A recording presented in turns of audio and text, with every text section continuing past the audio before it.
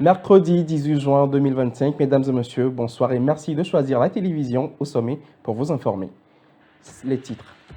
Ce mercredi 18 juin, l'hôtel Onomo de Lomé a accueilli la 3e édition des rencontres Bank of Africa Femmes Entrepreneurs, un rendez-vous placé sous le signe de l'audace féminine et de la transformation économique. Le 19 juin marque la journée mondiale de la drépanocytose, l'occasion de s'intéresser à cette maladie qui touche particulièrement le continent africain. Un drame bouleversant s'est produit dans la nuit du 16 juin à Yopougon, à Zito, en Côte d'Ivoire. Un garçon de 14 ans a tragiquement perdu la vie, laissant sa famille et tout un quartier sous le choc.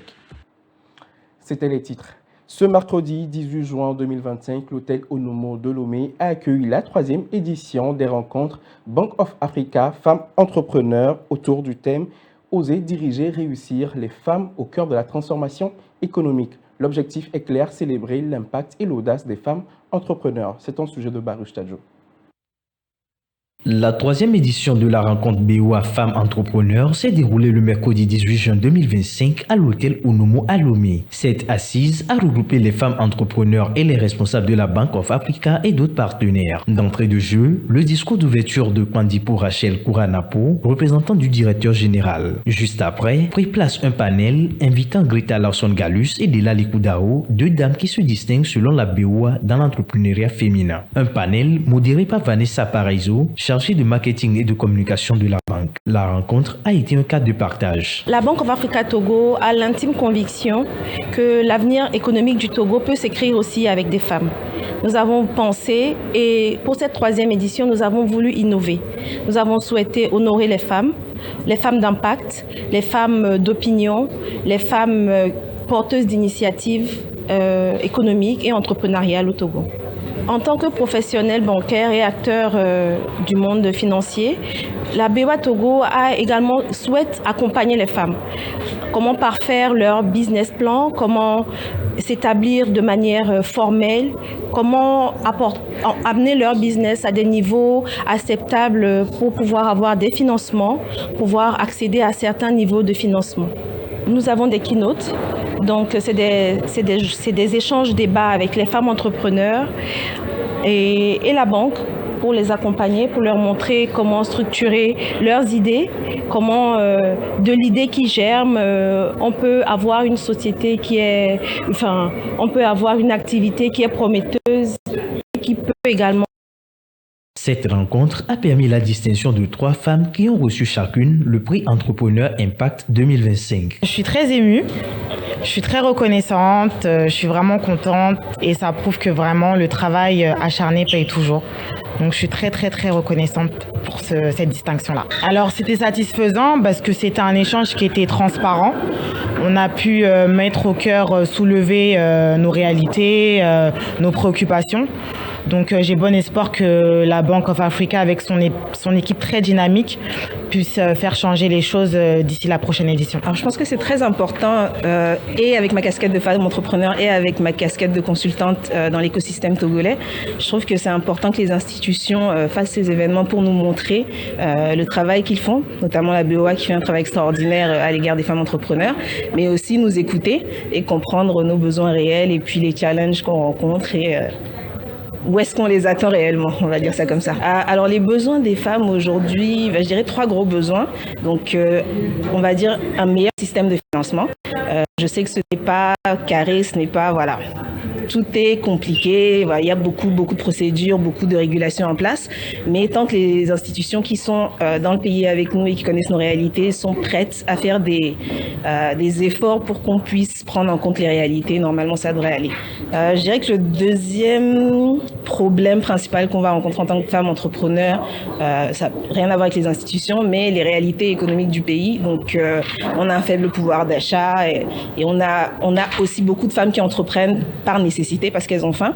Et donc, ça les empêche de penser à des stratégies de croissance, etc. Donc, vraiment, on a besoin d'accompagner les femmes pour leur donner des outils, mais aussi les aider à transformer ces idées qu'elles ont et qui sont brillantes en des entreprises pérennes. L'organisation d'un cadre d'échange de ce genre permet à la banque de se rapprocher de ses clients, surtout féminins. Cette troisième édition a permis de retenir les plaidoyers des clients, tels que les problèmes liés à l'hypothèque, au taux de remboursement élevé, afin d'apporter des améliorations aux services proposés dans le futur. La banque a également insisté sur les différences entre financement et investissement. Hier, mardi 17 juin, marquait le début des épreuves du territoire togolais. Notre équipe de reportage s'est rendue au centre d'écrit du lycée d'Aguanivé pour prendre le pouls. Linda Ago et Koukou Djadji. Étape incontournable pour les études universitaires, les élèves des classes de terminale passent l'examen du baccalauréat deuxième partie sur toute l'étendue du territoire. Le 17 juin, 100 303 élèves sont à la quête du Saint Graal. Dans ce flux de candidats, les filles représentent 43,30%, soit 43 335 inscrits, contre 56,69%, soit 56 868 garçons. À la sortie des premières épreuves, les candidats en prendre motivation pour les sujets à venir. Aujourd'hui, c'est le début de l'examen et on a composé en français. Du coup, l'épreuve était plus abordable et tout, donc ça va. Aujourd'hui, on est venu pour composer l'épreuve de français. Pour moi, ça a été abordable. Il suffit juste de se concentrer, rester focus et ça va aller. Pour mes impressions pour les autres épreuves, j'espère que ça sera aussi abordable. Surtout pour notre maquette, la SVT, qui est une maquette très difficile, coefficient 4, qui est très difficile. On a besoin que ça soit abordable pour nous, pour pouvoir réussir. L'épreuve, c'est abordable, du coup, on n'a plus peur et puis on se fait confiance plus. C'est plus... Ça ne nous frustre plus comme avant. Nos attentes, c'est de réussir tout court. Bon, pour ces premiers jours du bac, bon, je peux dire que les épreuves étaient abordables par rapport à ce qu'on nous donnait en classe et tout. De toute façon, on nous disait que bon, le bac, bon, je ne sais pas trop l'impression que je me faisais du bac et j'ai vu que bon, l'épreuve était bon, pas trop compliquée aussi, je vais dire, et j'espère aussi que ça sera la même chose aussi pour la suite. Pour moi, pour un début, c'est déjà pas mal. Je trouve que c'est déjà abordable et que la suite va continuer comme ça et pour qu'on s'enjaille à la fin avec nos amis. Cette année est marquée par une diversité générationnelle inédite. Si la majorité des candidats se situe dans la tranche d'âge des 17 à 22 ans, l'écart d'âge global va de 15 à 61 ans. 15 ans pour la plus jeune élève et 61 ans pour la plus âgée, ce qui incarne une détermination rare et nous enseigne que quand on veut, on peut. Le certificat d'études du premier degré CEPD a également débuté hier mardi 17 juin 2025. Ils sont au total 232 530 candidats à l'assaut de ce diplôme qui leur ouvre les portes du collège. Le point avec Linda Ago. Le 17 juin a marqué le démarrage du premier examen de la vie scolaire sur l'ensemble du territoire national. C'est un moment important pour de nombreux jeunes candidats qui se préparent à franchir une étape décisive de leur parcours éducatif. Cette année, ce sont 232 530 candidats qui se présentent à ces épreuves qui représentent une porte d'entrée vers les collèges. On peut noter une quasi-parité entre les filles et les garçons. 115 234 candidates, soit 49,56%, contre 117 296 candidats, soit 50,44%. La plus jeune candidate n'a que 8 ans, tandis que la candidate la plus âgée a 25 ans. Cela prouve que l'âge n'est pas un frein à la quête de connaissances. Au centre d'écrit EPP Agbalé-Pédogan 1, l'atmosphère est chargée d'excitation et de nervosité. En effet, 329 candidats y passent le certificat d'études du premier degré. Cet examen n'est pas seulement un test de connaissances, mais aussi une occasion pour les élèves de démontrer tout le travail acharné qu'ils ont fourni au cours de l'année académique. Francis Ekon n'est plus l'ancien président de la Convergence patriotique panafricaine, figure de la vie politique togolaise, s'est éteint dans la nuit du 16 juin 2025. Son départ suscite de vives émotions et de nombreux hommages. Retour sur le parcours d'un homme de principe. C'est un sujet de la rédaction. Le Togo pleure l'un de ses serviteurs les plus discrets, mais aussi les plus constants. Francis Ekong, ancien président de la Convergence patriotique panafricaine, CPP, et figure marquante de la scène politique togolaise des années 1990 à 2019, s'est éteint dans la nuit du lundi 16 juin 2025 à l'hôpital de Tabligo, des suites d'un malaise survenu dans son village natal dans la préfecture de Yoto. Acteur clé de la transition démocratique togolaise, ancien vice-président du Haut Conseil de la République, Francis Ekong fut une voix de sagesse, de mesure et de conviction. Présent à la Conférence nationale souveraine de 1991, il a su incarner les idéaux du dialogue, du panafricanisme et d'un patriotisme éclairé, loin des outrances et des querelles partisanes. En décembre 2011, il prend la tête de la CPP, succédant à Edem Kodjo dans un contexte de recomposition politique. Pendant 8 années, il portera les rênes du parti avec calme et fermeté, maintenant une ligne d'engagement modérée, responsable et profondément enracinée dans l'intérêt national. Homme de terrain, profondément attaché à sa terre d'origine Yoto, Francis Ekong a toujours gardé le contact avec les réalités locales, loin des projecteurs. Il laisse le souvenir d'un homme intègre, fidèle à ses valeurs, respecté autant par ses compagnons que par ses opposants. Depuis l'annonce de son décès, de nombreuses voix s'élèvent pour saluer son parcours et son héritage. La CPP, dont il fut longtemps l'un des piliers, s'apprête à lui rendre un hommage à la hauteur de son engagement. Francis Ekong s'en est allé comme il a vécu, dans la discrétion. Mais son nom, son combat et son exemple resteront gravés dans l'histoire démocratique du Togo.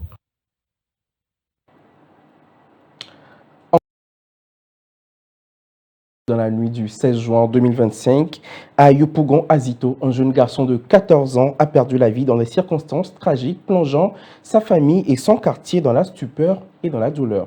Un élément de nos confrères de la RTI. Député, vous êtes là-bas, c'est le seul, il n'y a pas deux, il n'y a pas trois, La douleur d'une mère qui ne reverra plus jamais son fils unique.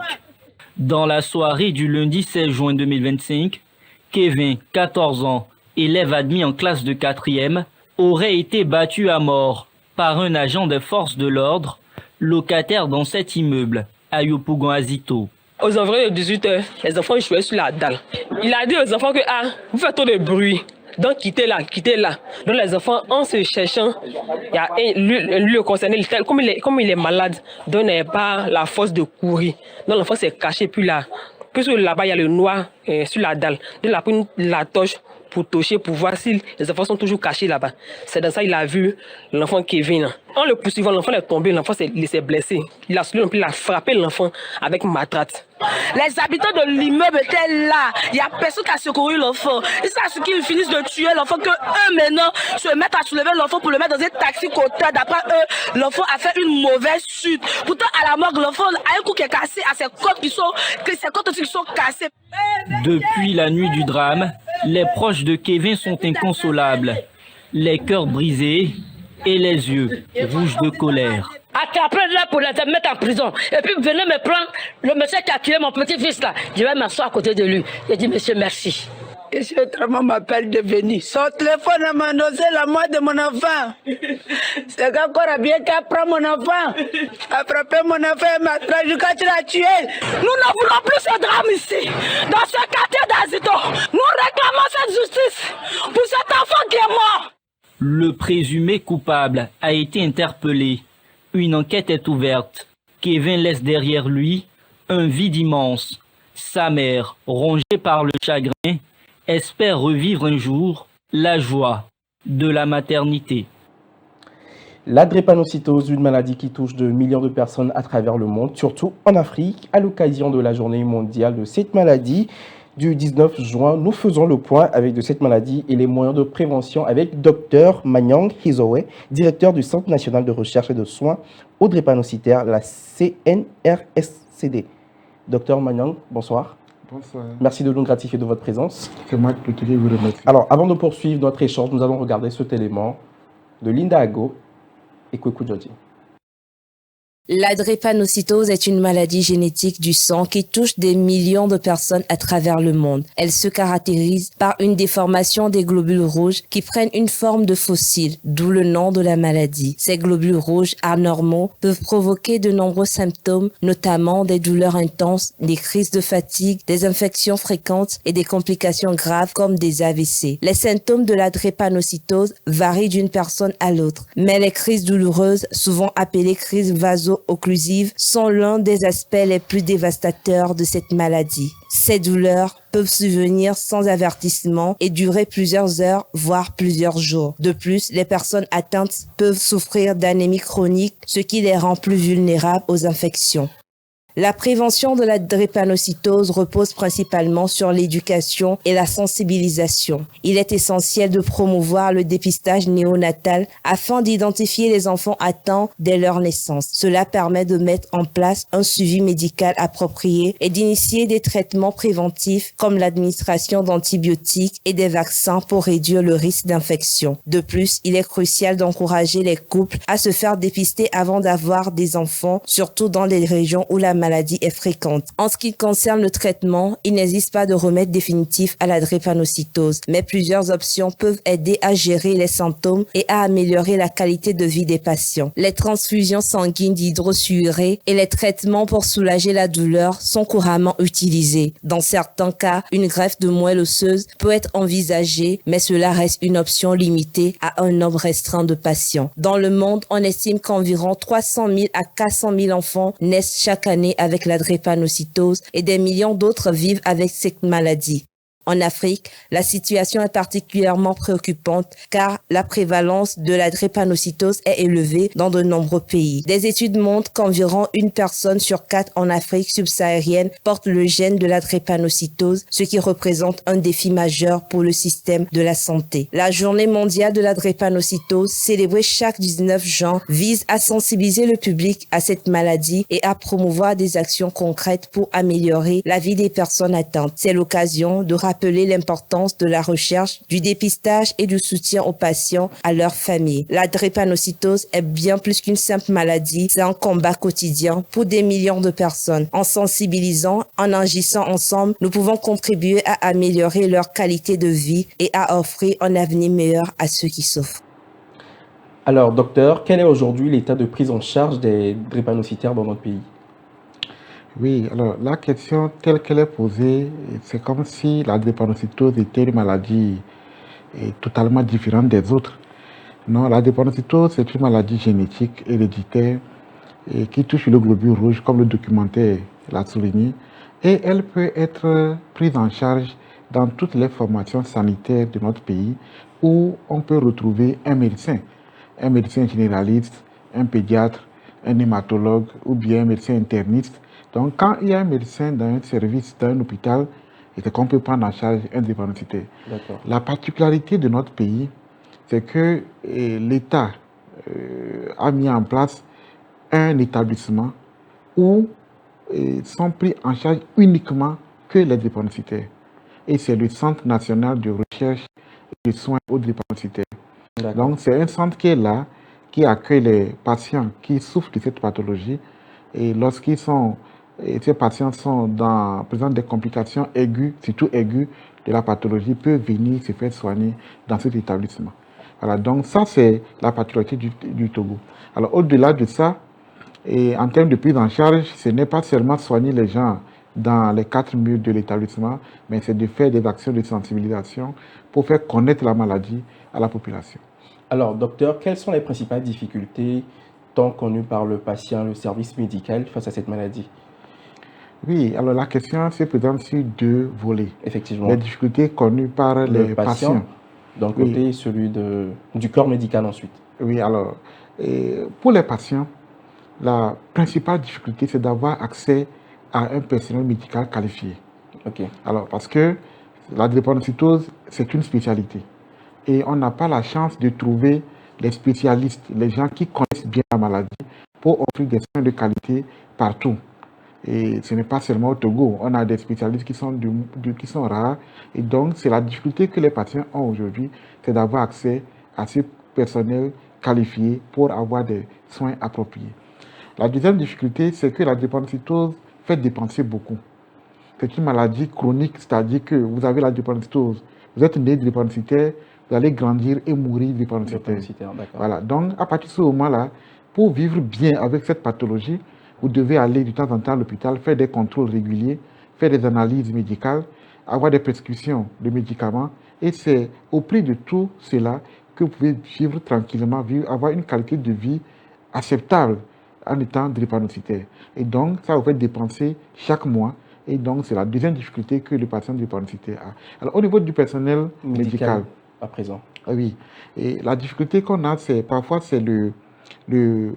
l'équipement, les équipements qu'il faut pour assurer une prise en charge adéquate et holistique du patient qui vient. Vous voyez, donc c'est les difficultés que surtout le personnel médical rencontre, c'est ça. Et aussi, c'est la même chose au niveau des patients. Quand le patient n'a pas les moyens de se faire soigner, mais le personnel médical, quelle que soit sa compétence, il ne peut pas il ne peut pas donner les soins de meilleure qualité au patient parce qu'il veut faire peut-être une analyse, le patient n'a pas les moyens, donc on est limité dans la prise en charge. Alors, est-ce que le dépistage néonatal est-il systématique dans notre pays aujourd'hui?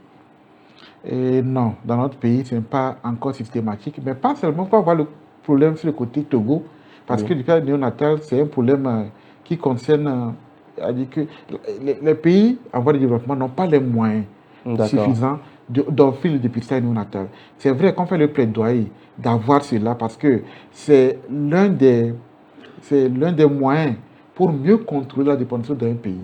Quand on fait le dépistage néonatal, on dépiste un bébé qui est drépanocytaire, on démarre tout de suite la prise en charge de ce bébé. Alors ce bébé, on lui met les chances de ce bébé d'avoir une qualité de vie meilleure et d'avoir également une espérance de vie meilleure.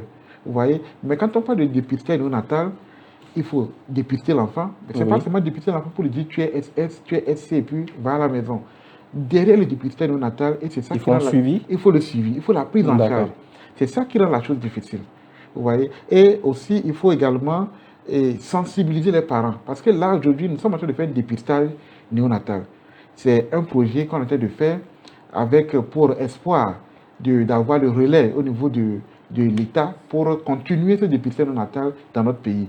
Je l'ai dit, ce n'est pas encore fait dans plusieurs pays, mais nous voulons être les premiers à mettre en place le dépistage néonatal de la drépanocytose dans notre pays.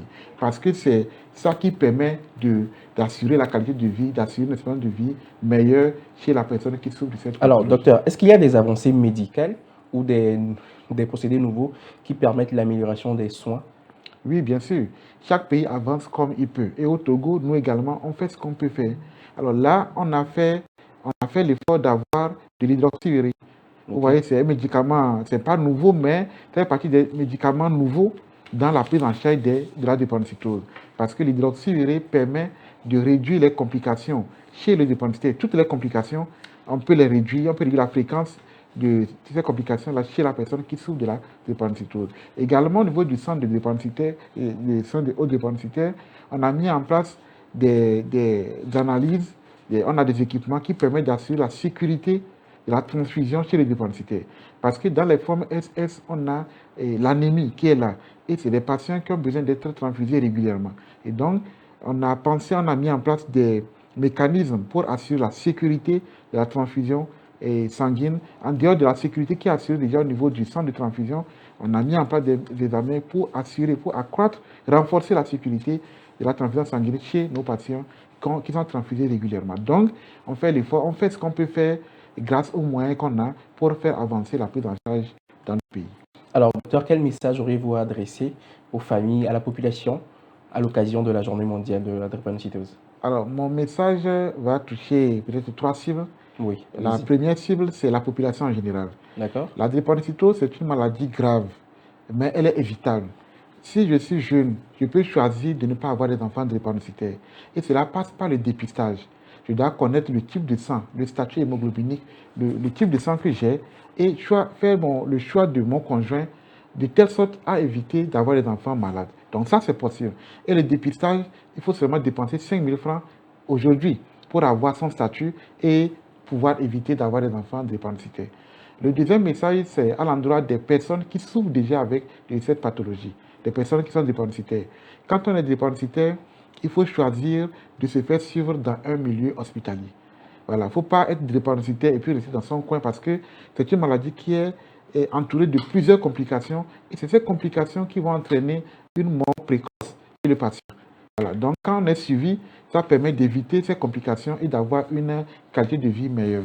Et le troisième message, c'est à l'endroit des parents qui ont un enfant qui a été dépisté drépanocytaire. Parce qu'il est dit, nous sommes en train de faire le dépistage néonatal, mais nous sommes confrontés à une difficulté où les parents refusent d'accepter le diagnostic.